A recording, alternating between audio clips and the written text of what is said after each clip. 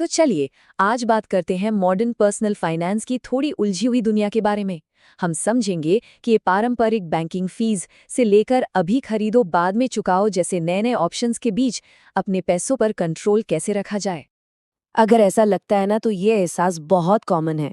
आज के ज़माने में पैसों का हिसाब किताब रखना सच में एक चुनौती बन गया है।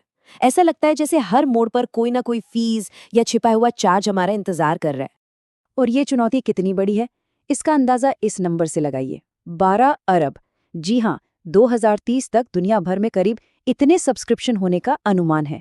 सोचिए, ये उन अनगिनत छोटे छोटे खर्चों में से बस एक है जो हमारे बजट को चुपके से बिगाड़ देते हैं।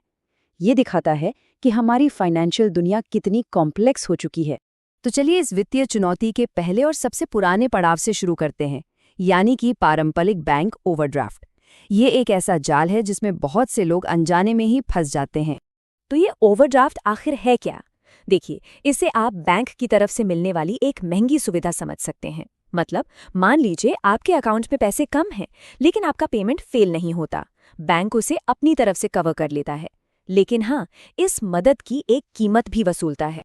और वो कीमत कोई छोटी मोटी नहीं होती। बैंकरेट के एक सर्वे के हिसाब से एवरेज ओवरड्राफ्ट फीस करीब करीब 2250 रुपए है। जरा सोचिए, कुछ रुपयों की कमी की वजह से हजारों का झटका लग सकता है। एक छोटी सी चूक बहुत तेजी से बहुत महंगी पड़ जाती है। अच्छा, अब बैंक इसका एक समाधान भी देते हैं जिसे कहते हैं ओवरड्राफ्ट प्रोटेक्शन। इसमें होता यह है कि अगर आपके चेकिंग अकाउंट में पैसे कम पड़े तो आपके ही सेविंग्स अकाउंट से पैसे अपने आप ट्रांसफर हो जाते हैं। फीस थोड़ी कम जरूर लगती है, लेकिन ये सुविधा भी मुफ्त तो बिल्कुल नहीं है। तो सवाल ये उठता है कि क्या ये प्रोटेक्शन लेना चाहिए? देखिए, ये ना एक दुधारी तलवार जैसा है। एक तरफ तो ये आपको बड़ी फीस से बचाता है और आपका ट्रांजैक्शन फेल नहीं होने देता, लेकिन दूसरी तरफ हर ट्रांसफर पर फीस तो लगती ही है और कहीं ना कहीं ये ज्यादा खर्च करने की आदत को बढ़ावा दे सकता है। तो कुल मिलाकर ये एक शॉर्ट टर्म फिक्स तो हो सकता है, लेकिन लंबी दौड़ में जेब पर भारी पड़ सकता है। चलिए अब पुराने बैंकिंग के जाल से निकलकर आज के दौर के नए और बड़े आकर्षक रास्तों की बात करते हैं। नाम तो सुने ही होंगे, बाय नाउ पे लेटर और ऑन डिमांड पे। आजकल ये हर जगह सुनाई दे रहे हैं।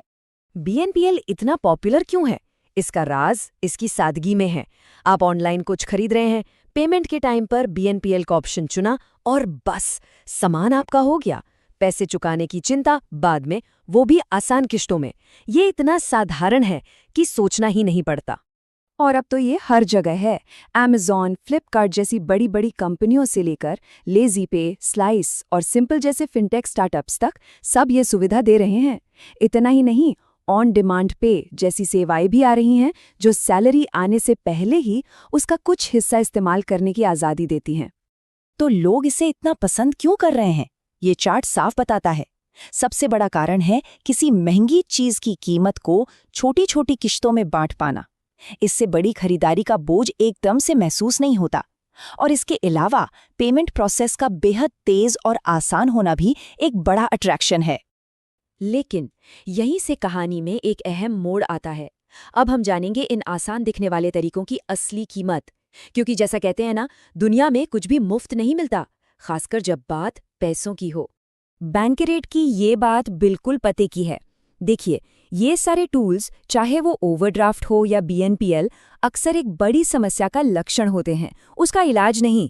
असली समाधान इन ऐप्स में नहीं, बल्कि हमारी फाइनेंशियल आदतों और बजट बनाने के तरीके में छुपा है। और ये स्लाइड उस सुविधा की छिपी हुई कीमत को साफ साफ दिखाती है। चाहे वो ओवरड्राफ्ट प्रोटेक्शन का ट्रांसफर चार्ज हो, या बीएनपीएल की लेट पेमेंट फीस, या फिर लंबी अवधि की किश्तों पर लगने वाला भारी भरकम ब्याज। ये छोटे छोटे लगने वाले शुल्क मिलकर कब एक बड़ी रकम बन जाते हैं, पता ही नहीं चलता। और एक और बड़ा मनोवैज्ञानिक रिस्क भी है, पता है? डेटा ये बताता है कि बीएनपीएल इस्तेमाल करते समय लोग औसतन 20% ज्यादा खर्च कर देते हैं। ऐसा क्यों?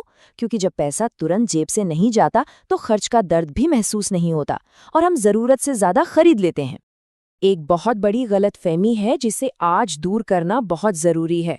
कई लोग मानते हैं कि बीएनपीएल का क्रेडिट स्कोर पर कोई असर नहीं होता, लेकिन सच ये है कि इसे भी एक तरह का लोन ही माना जाता है। अगर समय पर किश्तें नहीं चुकाईं तो इसकी जानकारी क्रेडिट ब्यूरो को दी जा सकती है और इससे फाइनेंशियल साख को सीधा नुकसान पहुंच सकता है। ठीक है, तो हमने समस्याओं और जोखिमों को तो समझ लिया। अब बात करते हैं समाधान की, कि कैसे इन चुनौतियों से पार पाकर अपने फाइनेंस की बागडोर वापस अपने हाथों में ली जाए। चलिए कुछ ठोस रणनीतियों पर ध्यान देते हैं। देखिए, किसी भी मजबूत इमारत की तरह एक मजबूत फाइनेंशियल लाइफ की नींव भी बेसिक्स पर टिकी होती है। कंट्रोल पाने का पहला और सबसे जरूरी कदम है अपनी बेसिक चीजों को सही करना। ये जानना कि अकाउंट चलाने के लिए क्या जरूरी है और अपने खर्चों पर नजर रखना, ये एक बहुत अच्छी शुरुआत है। अब ये कुछ बहुत ही काम के तरीके हैं, कुछ तो आपके फ़ोन में ही मौजूद हैं, जैसे अपने बैंकिंग ऐप पर लो बैलेंस अलर्ट सेट करना। कुछ आपकी आदतों से जुड़े हैं, जैसे अपने चेकिंग अकाउंट में हमेशा एक छोटा सा बफर अमाउंट रखना। ये छोटी छोटी आदतें बड़ी फीस और परेशानियों से बचा सकती हैं।